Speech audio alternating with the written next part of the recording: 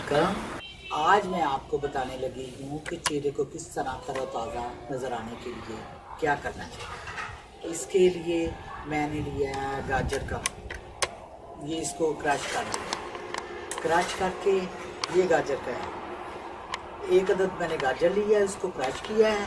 Crush करके आप इसको मुंह पर लेप की तरह लगा लेना है। इस तरह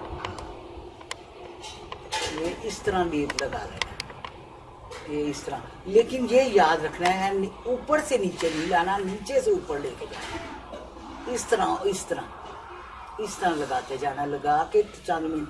फिर यही जो गाजरें रह जाएंगी आपको, पहले तो इसको इस तरह मसलता रहना है दोनों हाथों से, इस तरह करता रहना है। ऊपर नीचे से ऊपर की तरफ लेके जाना है, सारे मुंह के ऊपर इस तरह लेके जाना है। तो फिर यही जो गाजरें बच जाएंगी उसको इस तरह आपने लगा लेना, लगा के थोड़ी देर के लिए खामोश हो जाना है और सीधे होकर या लेट जाना है या इस तरह टेक लगा के ना चेयर पे बैठ जाना है। बैठ के तो फिर जब ये कुछ हो जाए, ड्राई सी हो जाए, तो जरूरत को आपको महसूस होगी कि चाव सा पड़ेगा, आप इसको ताज़े पानी के साथ दो को मुँह के साफ कर लेना। बाद ये आसान सा तरीका है। कि आजकल सर्दियों का मौसम है, जिल्द जो है वो खुश्क होती है, ड्राई सी होती है।